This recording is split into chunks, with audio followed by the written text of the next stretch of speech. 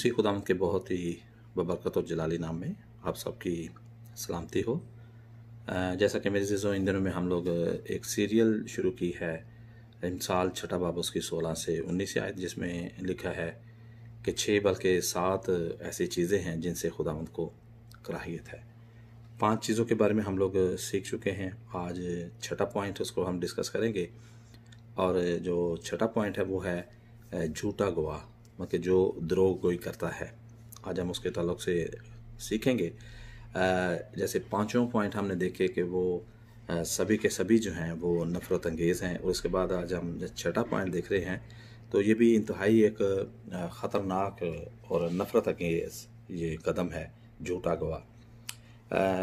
झूठे गवाह का मतलब है कि झूठी ज़ुबान। जब हम किसी के ख़िलाफ़ झूठ बोलते हैं, और मुस्लिम शरीयत को अगर हम देखें तो ये नामा हुक्म है कि तू झूठ ना बोलना। और फिर इसमें किसी किस्म के रंग और नस्ल, मज़हब और तहज़ीब का बिला इम्तियाज़ ये सब पे चीज़ जो है वो लागू होती है कि झूठ ना बोल।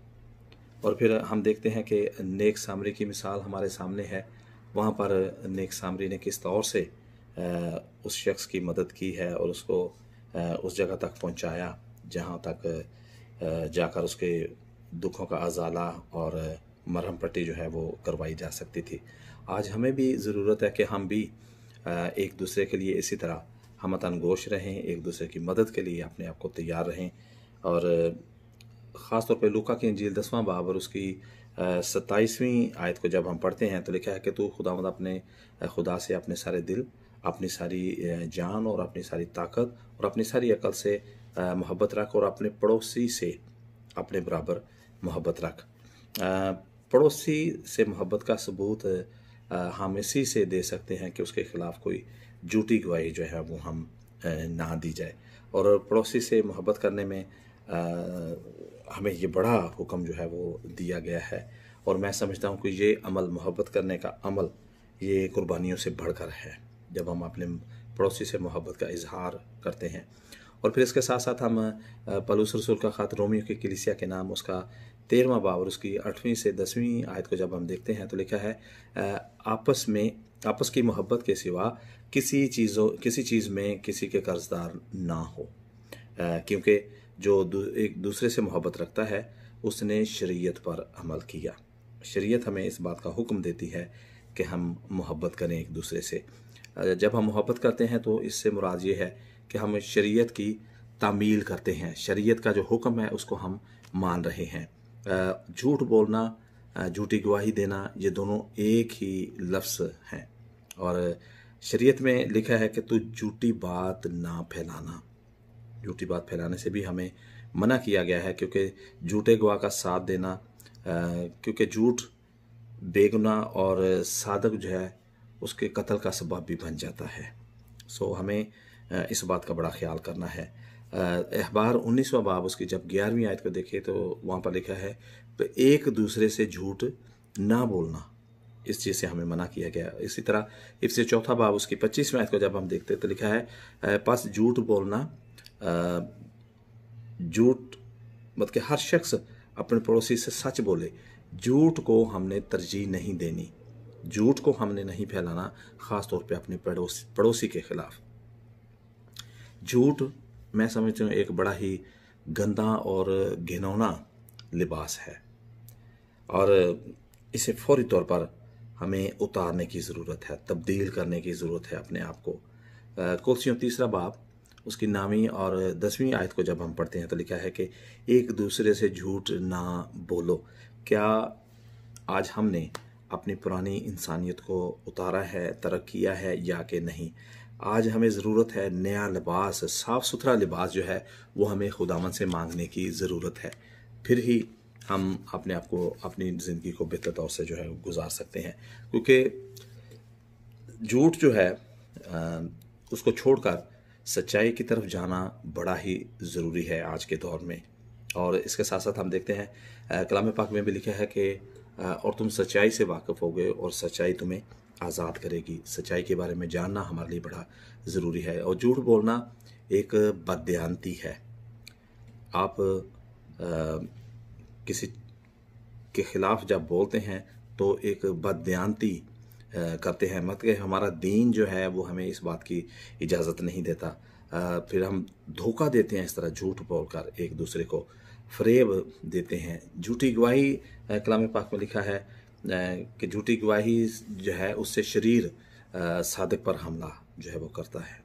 सो हमें देखने की ज़रूरत है।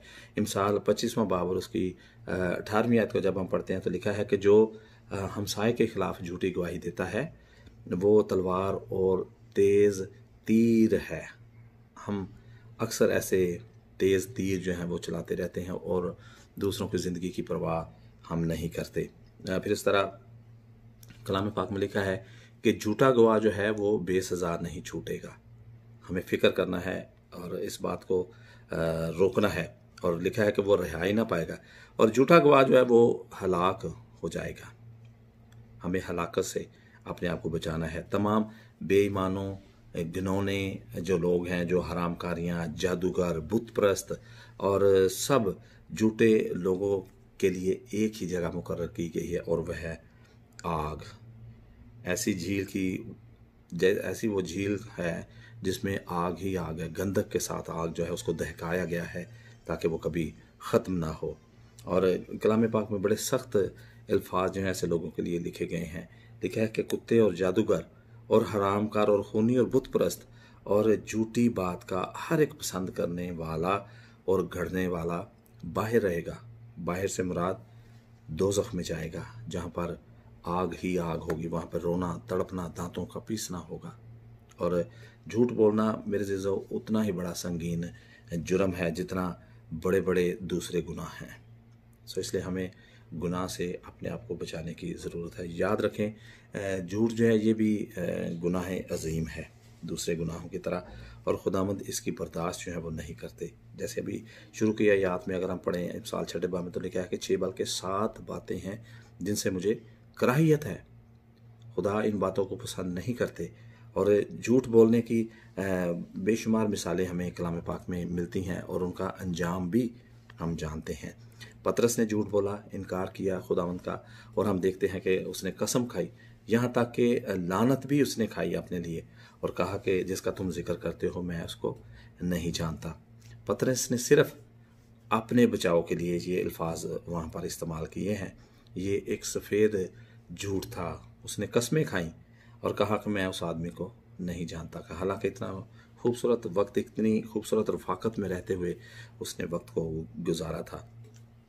और यूँ वाकई जब हम मुखालफत वक्ती तौर पर हमें लगता है कि हम उस अज़ाब से बच गए हैं, लेकिन इस गज़ब से बचना मैं समझता हूँ कि पतरस के लिए बहुत महाल था कि जब हम झूठी गवाही देते हैं। फिर हनन्याह और सफ़ीरा के बारे में हम बखूबी जानते हैं कि उन्होंने जब एक अपनी प्रॉपर्टी को, जगह को सेल किया और जब वो उन्होंने रसूलों के पास वो उस रकम में से आधी रकम लेकर आए और उन्होंने उनसे झूठ बोला, और उसकी भी मिसाल हमारे सामने है। और हम देखते हैं कि दोनों जो हैं वो मर गए और ये बात उनके लिए जानलेवा साबित हुई। उन्होंने वहाँ पे रसूलों के सामने झूठ बोला।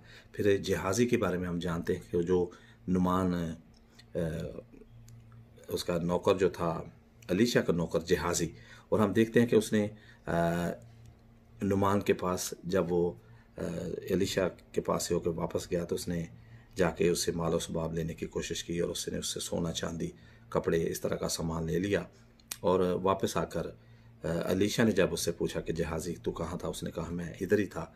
और हम देखते हैं कि उसको भी झूठ की बहुत बड़ी सज़ा जो है वो मिली, और उसको सज़ा के मिली कि नुमान कोड़ी का जो कोड़ था वो कोड़ जहाज़ी को लग गया। और कलाम पाक में लिखा है कि वो कोड़ जो था जहाज़ी और उसकी नस्ल को लग गया, और उसी लम्हा जो था वो उसका बदन जो है वो कोड़ से सफ़ेद हो गया। सो आज हमें ये देखने की ज़रूरत है कि जिस तरह हमने देखा ये 2 मिसालों में कि गुनाह की मजदूरी मौत है। जब हम झूठ बोलते हैं तो फिर हमें ज़रूर इस मौत में से गुज़रना है।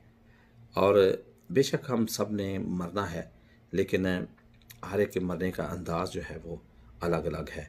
जो झूठ करते हैं उनकी मौत अलग है, जो कत्ल करते हैं उनका तरीक़ाकार अलग है, जो खुदावंद के साथ ज़िंदगी बसर करते हैं उनको उन पर भी मौत आती है, लेकिन उसका भी अंदाज़ कुछ और तरह से है। जो लोग गलत काम करते हैं हमेशा बुरी मौत और ज़िल्लत और रुसवाई जो है वो उनका मुकद्दर जो है वो बन जाती है। शैतान जो है हम जानते हैं कि वो झूठ का मंबा है और वो बार बार हमें उकसाता है कि हम ऐसे काम गलत काम करें। और यूँ कहें कि शैतान, जैसे मैंने बताया कि झूठ का मंबा है, वो बार बार हमें उकसाता रहता है कि हम दूसरों के ख़िलाफ़ जो हैं झूठी गवाही दें, झूठी बातें जो हैं वो गढ़ें और दूसरों की ज़िंदगियों को तबाह बर्बाद करने की कोशिश करें। लेकिन मेरे अज़ीज़ों, हम देखते हैं कि पतरस ने और हनन्याह से क्यों शैतान ने ये बात उनके दिल में डाली। और हम देखते हैं कि जब खादमों से ख़ास तौर पर, जैसे उस वक़्त रसूलों के सामने उन्होंने आकर झूठ बोला और एलीशा नबी के सामने झूठ बोला गया, तो खुदा के खादम जो हैं, जो खुदा के साथ वक्त गुजारते हैं, खुदा उनको अकल और दानाई से ममूर करते हैं। एलीशा ने भी उस वक़्त जहाज़ी से कहा कि क्यों तेरे दिल में ये बुरी बात आई, या क्यों तेरे दिल में इस तरह का लालच जो है वो आया। हनन्याह और सफ़ीरा के बारे में भी यही उनसे कहा गया, पतरस ने उनसे कहा। तो हम जानते हैं कि दोनों का अंजाम जो है वो हमारे सामने है। इसी तरह यूहन्ना की इंजील 8वां बाब उसकी जब 44वीं आयत हम पढ़ते हैं तो लिखा है कि तुम अपने बाप अबलीस से हो और अपने बाप की ख्वाहिश को पूरा करना चाहते हो। पतरस और एलीशा ने इस बात को जान लिया कि खुदावंद ने इस बात को उन पर जाहिर कर दिया है, तो वो झूठ बोलते हैं। फिर हम देखते हैं कि लालच, फरेब, धोखा, बदयांती, ये सब शैतान की ख्वाहिशात हैं। और इम्तियाज़ करना, फिर उनको परख लेना, ख़ास तौर पर ये एक ऐसे शख्स की बात है जो खुदावंद के साथ वक्त गुजारते हैं, खुदावंद के साथ बड़ी कमिटमेंट के साथ चलते हैं, तो खुदावंद ज़रूर हमें परखने की रूह जो है वो भी दे देते हैं। और फिर ये हादी और मददगार हमारा पाक रूह है जो हमें इस बात के लिए कायल करता है, जिसकी कुदरत से हम देखते हैं कि हम शैतान पर भी मगलूब आते हैं, शैतान पर हम फतह जो है वो हासिल कर लेते हैं। खुदावंद की शुक्रगुजारी हम करेंगे आज इस छठे पॉइंट के लिए, जिसमें हमने देखा कि अगर हम झूठी गवाही देते हैं, झूठ बोलते हैं, तो उसका नतीजा भी मौत है। ना सिर्फ मौत बल्कि ज़िल्लत की मौत है। आज हमें गौर व फिक्र करने की ज़रूरत है, अपने आप को ऐसी मौत से बचाने की ज़रूरत है, शैतान से भागने की ज़रूरत है। क्योंकि कलाम पाक में अक्सर हम गीतों में भी ये गाते रहते हैं, शैतान का मुकाबला करो तो वो तुमसे भाग जाएगा। ये उसी वक़्त हम मुकाबला हम कर सकते हैं शैतान का जब खुदावंद में हम मजबूत होंगे, खुदावंद का फजल भरा हाथ हमारे ऊपर होगा, ज़्यादा से ज़्यादा वक्त हम खुदावंद के साथ गुजारेंगे, तो ज़रूर खुदावंद हमें हिम्मत देंगे, क़ुव्वत देंगे, ताकत देंगे और हम डट कर शैतान का मुकाबला जो है वो कर सकते हैं। खुदावंद मुझे और आपको फजल बख्श दें ताकि हम अपनी ज़िंदगी में से ये झूठ जैसी लानत, ये रुसवाई, ये बदयांती, फरेब, धोखा, ऐसी बातों को हम निकालें और कामिल तौर पर खुदावंद के साथ रहते हुए अपनी आक़िबत को जो है वो संवार सकें। आमीन।